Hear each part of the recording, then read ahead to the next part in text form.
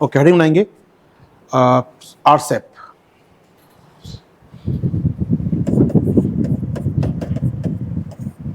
समग्र या क्षेत्रीय रीजनल कम्प्रेहेंसिव पार्टनरशिप, क्षेत्रीय समग्र आर्थिक भागीदारी समझौता या क्षेत्रीय आर्थिक भागीदारी समझौता, क्षेत्रीय समग्र आर्थिक भागीदारी, क्षेत्रीय समग्र आर्थिक भागीदारी, क्षेत्रीय समग्र आर्थिक भागीदारी, रीजनल कम्प्रेहेंसिव इकोनॉमिक पार्टनरशिप,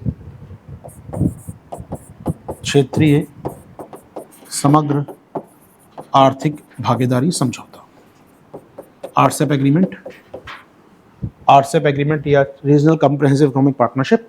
आइए याद करते हैं। ये एग्रीमेंट जो है इसकी इस पे कहना चाहिए मुझे साइन हुआ था 2019 में, साइन हुआ 2019 में। इसमें दुनिया के 15 देश फ्री ट्रेड कर रहे हैं। ये मुक्त व्यापार को बढ़ावा देने के लिए फ्री ट्रेड एग्रीमेंट एक प्रकार का मुक्त व्यापार समझौता है 15 देशों के बीच में। कौन कौन से 15 देश हैं? 10 तो आसियान के देश हैं इसके अंदर, पूरा आसियान ग्रुप है वो शामिल है इसके अंदर। 3 देश साउथ कोरिया एक साथ आते हैं, साउथ कोरिया, जापान, चीन, बिल्कुल उत्तर के देश जो हैं हमारे, पूर्व के देश जो हमारे, साउथ कोरिया, जापान, चीन, और 2 देश हैं ऑस्ट्रेलिया, न्यूजीलैंड। एक साथ देखते हैं हम, ऑस्ट्रेलिया, न्यूजीलैंड नीचे के देश हैं। तो कुल मिला के हमारे जो एशियाई देश हैं उन देशों का समूह एक प्रकार से 15 देशों का, ये 15 फ्री ट्रेड पार्टनर हैं अपने आप में। जब ये वार्ता शुरू हुई थी 2005 में, बातचीत शुरू हुई थी, तब 16 देश थे इसमें, तब इंडिया भी शामिल था, लेकिन बाद में इंडिया हट गया इससे और फाइनली कितने बचे? 15 देश बचे। 2019 में इंडिया ने फैसला किया कि हम हट रहे हैं इस समझौते से, ये हमारे हित में नहीं है समझौता, हम इससे हटते हैं। साइन हो गया, लागू हो गया, 15 देश फ्री ट्रेड चालू कर चुके हैं। अच्छी बात है। इंडिया हटने के पीछे कारण जो दिए गए थे उस समय वो आज भी वही हैं। कारण क्या दिए गए थे उस समय हटने के? यहाँ पर 3-4 पॉइंट है, सुन लीजिए, आपने लिखा है मैंने, ये है 3 पॉइंट हमेशा की तरह। तो हमने 2019 में से अलग होने का फैसला किया था। अलग होने का फैसला क्यों किया था? पहला कारण था कि ये सेवा क्षेत्र में या इसको शामिल नहीं कर रहा था, और हमारा मानना है कि हम सर्विस सेक्टर में काफ़ी लीडिंग है, हमारे को सर्विस बेचनी होती है, हमारे लोग जाएं वीज़ा लेकर काम करें वहाँ पर, कंपनियां जाएं हमारी काम करें वहाँ पर। आप वस्तु व्यापार करना चाहते हैं, हम सेवा व्यापार भी चाहते हैं, तो हमने कहा ये साइन नहीं करेंगे हम लोग, तो सर्विस सेक्टर को शामिल नहीं किया था इसमें। दूसरी बात, भारत को डर था कि इसे सस्ता चाइनीज़ माल भारत के बाजारों में भर जाएगा। तो चाइना से फ्री ट्रेड होना मतलब क्या है?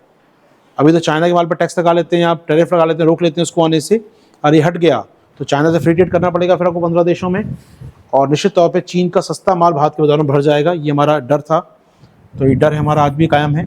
और तीसरा, हमारा जो कृषि क्षेत्र था, हमारा जो छोटे उद्योगपति थे, जो डेयरी इंडस्ट्री थी, उनको बर्बाद होने का डर है, क्योंकि ऑस्ट्रेलिया से, न्यूजीलैंड से डेयरी इंडस्ट्री बहुत बड़े स्केल पे काम करती है वहाँ पर, दूध उत्पाद बड़े स्केल पे आते हैं वहाँ से, वहाँ की फार्मिंग इंडस्ट्री बड़ी अपने आप में ऑस्ट्रेलिया और न्यूजीलैंड की, वहाँ से सस्ता माल आता, सस्ता अनाज आता, सस्ता दूध या उत्पाद आते, तो हमारे एग्रीकल्चर बर्बाद हो सकता था। और जो आपके छोटे छोटे देश हैं आसियान में, यहाँ सस्ता उत्पादन होता है बड़े स्केल पर, वियतनाम हो गया, लाओस हो गया, हमें डर है कि हमारे एमएसएमई बर्बाद से हो सकते हैं। तो किसानों को बचाने के लिए, एमएसएमई को बचाने के लिए, अपने यहाँ पर सेवाओं को ना मिलने का जगह मिलने के लिए, चाइनीज सामान को बचाने के लिए, अल्टीमेटली हमने क्या किया? अलग होने का इससे फैसला किया। क्या बताएं? 3-4 कारण, ये 3-4 रीज़न दिए सरकार ने उस समय। आज भी ये मोदी साहब ने स्वयं कहा था उस समय कि हम इससे अलग हो रहे हैं, ये कारण बताए थे उन्होंने हमको, इसी कारण अलग होने का कारण है हमारे यहाँ पर। ठीक है, चलो अब अलग हो गए हम तो इससे, तो 15 देश साइन कर चुके, लागू कर चुके। अब ये अंदर तो आ रही है हमारे, हम अलग को गलत कर दिया यार इससे, मतलब ठीक है आप बोल सकते हैं कि नुकसान हो गया हमको, लेकिन फ़ायदा बहुत मिलता है इसका, वो बात भी थी। अभी आपस में व्यापार कर रहे हैं देश ये। अब ये इनका विस्तार होने वाला है, इसमें 2 देश श्रीलंका और बांग्लादेश भी शामिल होना चाह रहे हैं। ये बड़ी बात है इंडिया के लिए, पड़ोसी देश हैं दोनों आपके।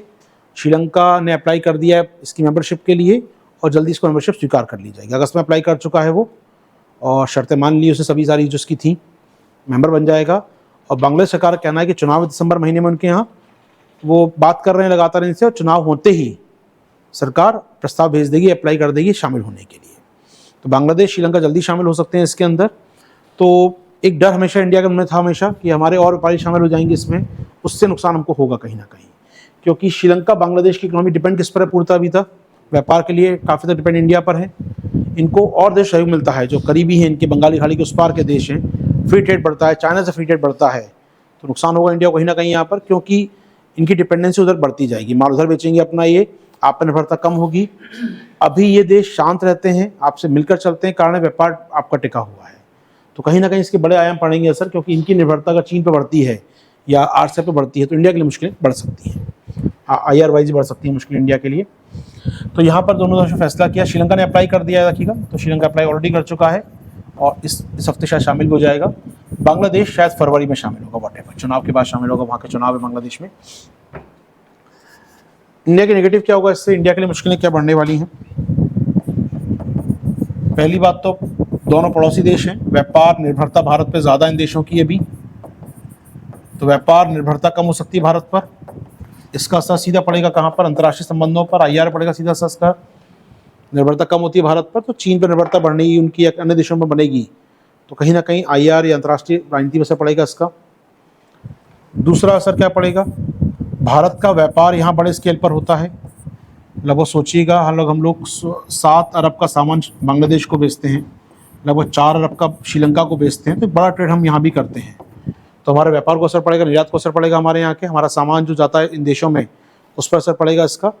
हमारे निर्यात कम हो सकते हैं, हो जाएं, क्योंकि किसी और देश से मंगाएंगे सामान की बात है। अभी हमारा माल महंगा जाता है, उनका माल सस्ता आएगा, इंडोनेशिया से या चीन सस्ता माल आएगा उनके लिए, काफ़ी अच्छा होगा। इसके अलावा एक डर हमको ये भी होगा, अगर बांग्लादेश श्रीलंका में इनका माल आता है तो हो सकता है वो रास्ते से इंडिया में आ जाए, वो जैसे इस समय मलेशिया में आता है चीन का माल, मलेशिया का हमारे संग फ्री ट्रेड होता है, तो मलेशिया के जरिए चीन का माल भारत के बाद में आता है, रूल ऑफ ओरिजिन वायलेशन होता है। तो यहाँ पर भारत को डर है कि रूल ऑफ ओरिजिन, सुना इसके बारे में कभी आप लोगों ने, ये क्या होता है, रूल ऑफ ओरिजिन क्या होता है, जहाँ सामान बना है वहाँ से किसी और मार्ग से आपके यहाँ पहुँच रहा है, B से आना चाहिए, आप टैक्स लगा सकते हैं B से आ रहा है तो, लेकिन वो क्या कर रहा है, B से C का फ्री ट्रेड है, यहाँ पर पहुँच गया वो 0% पर, और C से A का फ्री ट्रेड है, वो यहाँ पहुँच गया माल अल्टीमेटली। तो इस रूट से आ रहा है, आपको लगता है C से आ रहा है वो मार्ग, मेड इन C लिखा होता है उसके ऊपर, लगता है C से आ रहा है, लेकिन होता किसका माल एक्चुअली वो B का होता है। तो ये भी हो सकता है बांग्लादेश आएगा चीन का माल, चीन से बने फ़ोन बांग्लादेश आएंगे, उस पर लगाएंगे मेड इन बांग्लादेश, हमको भेज देंगे। तो ये रूल ऑफ ओरिजिन हमेशा रहेगा हमको यहाँ पर, ये लगातार मुश्किलें बढ़ेंगी भारत के लिए, और ये स्मगलिंग और बढ़ सकती है इससे, क्योंकि सीमावर्ती इलाके हैं, ये टच होते हैं हमारी सीमाओं से, यहाँ बड़े इसके लोग आते जाते रहते हैं, तो स्मगलिंग बढ़ सकती है। चाइना का सस्ता माल जैसे नेपाल बॉर्डर से होता था स्मगलिंग एक समय, तो स्मगलिंग होगा यहाँ से भी आ सकता है, तो डर हमको भी रहेगा। हो पाएंगी बातें, इसे बता दिया मैंने आपको क्यों शामिल नहीं होगा भारत, इसे मैंने बताया क्यों शामिल नहीं होगा भारत। अब सरकार पूछो यार, मैं से क्या पूछूं, सरकार ने बताया ये नहीं कर रहे हम लोग। देखिए हमेशा मानता हूं मैं ना, भागना सॉल्यूशन नहीं होता। आप भाग रहे हैं क्योंकि आपको लगता है कि किसान फाइट नहीं कर पाएंगे, आप भाग रहे हैं क्योंकि हम लगता है स्मॉल बिजनेस फाइट नहीं कर पाएंगे, हम भाग रहे हैं कि हमको लगता है सेवा क्षेत्र नहीं है। इन पॉइंट बात है, निगोशिएट इस प्रकार कीजिए कि आपको भी संरक्षण मिले, आपके सेवा क्षेत्र को शामिल किया जाए, या फिर हमारी इंडस्ट्री इतनी कॉम्पिटिटिव हो पाए कि हम उनको माल हम बेच पाएँ। चाइना सस्ता माल भर देगा तो हम सस्ता हम क्यों बना सकते हैं यार, हमारे यहाँ पर क्या, हमारे क्या मुश्किल है, हमारे सस्ता क्यों बना सकते हैं हम लोग, इतनी अच्छी लेबर हमारे पास, इतने कच्चा माल हमारे पास, हम बनाए सस्ता है यहाँ पर। उनको डर होना चाहिए इंडिया बना के बेच देगा हमको, तो ये डर होना चाहिए, क्षमता हमारी बढ़ानी है कि हम लोग डर के रहें कि उनका माल आ जाएगा भारतीय बाजारों में। और ख़ास बात ये भी आपको समझना होगा, भारत का एक तर्क ये दिया जाता है कि 15 देश जो हैं, इनमें जापान के साथ, साउथ कोरिया के साथ, आसियान के साथ, अब तो ऑस्ट्रेलिया के साथ भी हमारे फ्री ट्रेड हो चुके हैं। जिनसे फ्री ट्रेड हो चुके हैं तो आवश्यकता क्या अलग से करने की, लेकिन ग्रुप का मतलब होता है, समूह का मतलब सभी से बातचीत करना। तो उनका कहना है चाइना और न्यूजीलैंड नहीं है बाहर, तो न्यूजीलैंड भी कुछ दिन में आ जाएगा, फ्री ट्रेड का बात चल रही है, आ जाएगा ये भी। चाइना बाहर हो जाएगा तो अच्छी बात है, लेकिन आपको बोलने एक ग्रुप में ट्रेड होता है तो अच्छा रहता है। तो चाइना से बचने की सारी मुहिम आ रही है एक प्रकार से। ये ऑस्ट्रेलिया से फ्री ट्रेड कर रहे हैं, जब डेयरी प्रोडक्ट तो यहाँ से तब भी आ रहे हैं ना, तो ये तो कहना कि स्मॉल बिजनेस आसियान आ तो रहा सस्ता माल तब भी आ रहा है आसियान से, तो ये कहना कि छोटे बिजनेस को बचाना उद्देश्य नहीं है, अल्टीमेट चाइना के माल को रोकना उद्देश्य है। तो ठीक है, आप बनाइए अपनी पॉलिसी उस प्रकार की हम लोग ज़्यादा अच्छा कॉम्पीट कर पाएँ। आज बांग्लादेश बात क्यों कर रहा है शामिल होने की, बांग्लादेश जाता है, चीन के जो पहले निवेशक थे, चीन में सस्ता उत्पादन करते थे, पीटी में क्वेश्चन आया 2 साल पहले वियतनाम को लेकर, याद होगा। चीन के जो उत्पादक थे, जो प्लास्टिक खिलौने बनाते थे, केमिकल्स बनाते थे, सस्ती चीज़ें बनाते थे, अब चीन में सस्ती लेबर नहीं बची। चीन के अंदर आबादी कम हो रही है, लेबर स्किलफुल हो चुकी है, वो मोबाइल फ़ोन बनाते हैं, वो हार्डवेयर बनाते हैं, वो AI बना रहे हैं, वो फोकस वो कर रहे हैं। वहाँ जो सस्ता सारा काम था कहाँ भेज दिया इन्होंने, सब निवेश भेज दिया वियतनाम के अंदर, लाओस के अंदर, बांग्लादेश के अंदर। चाइना की सारी कंपनी जो कपड़ा बनाती थी पहले मिलें, वो सब निवेश कर चुकी है बांग्लादेश के अंदर। बांग्लादेश का जीडीपी बहुत तेज़ी से बढ़ रहा है, हमसे ज़्यादा तेज़ी से ग्रोथ कर रहा है बांग्लादेश आज की डेट में। कारण क्या है? चाइनीज़ निवेश बहुत तेज़ी से आ रहा है।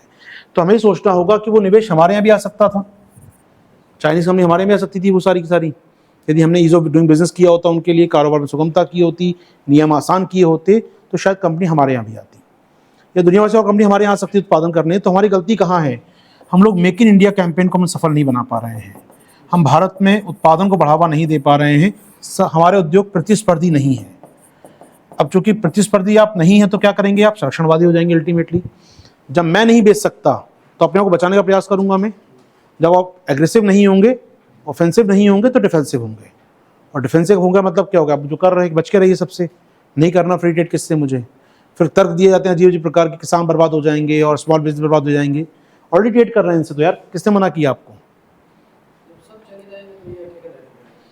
अब अकेला तो अमेरिका भी अकेला चलता है, लेकिन अमेरिका की मजबूरी है। अमेरिका दुनिया में बहुत बड़े ट्रेड का पार्टनर नहीं है किसी के साथ, लेकिन अमेरिका की समस्या है कि अमेरिका दुनिया को बेचता कुछ नहीं है, सब खरीदता है। अमेरिका एक कंजम्पशन कंट्री है, आप जानते हैं उस बारे में। अमेरिका भुगता देश है, मतलब वो दुनिया को बना के कुछ नहीं बेचता, बहुत कम चीज़ बेचता है। वो निवेश करता है दुनिया के देशों में, वहाँ बनाता है और खरीद के लाता है उनसे। एप्पल कंपनी है, दुनिया में जाती है, फ़ोन बनाती है और अमेरिका को बेचती है वापस। अमेरिका में कोई एप्पल फ़ोन नहीं बनाता, वो जानते हैं मैन्युफैक्चरिंग बहुत महंगी है, लेबर बहुत महंगी है। क्यों बनाए? हम लोग यहाँ पर रिसर्च करते हैं, केवल R&D करते हैं, केवल पेटेंट हासिल करते हैं दुनिया भर में। अच्छे वैज्ञानिक को बुलाएंगे, अमेरिका में रिसर्च करेंगे, तो वो काम करते हैं ना, पैसा ज़्यादा कमाई होती है। मैन्युफैक्चरिंग का काम, लेबर वाला काम कराओ गरीब देशों में जाकर आराम से। तो ये समझना होगा कि अमेरिका कर सकता है ये काम, कि अमेरिका में एक कंजम्पशन है। हम तो बना रहे हैं ना यार, हम तो दुनिया को बेचना है, हमें तो माल, हमें तो फ्री ट्रेड चाहिए। हम तो चाहते हैं हमारा माल दुनिया के हर घर में जाए।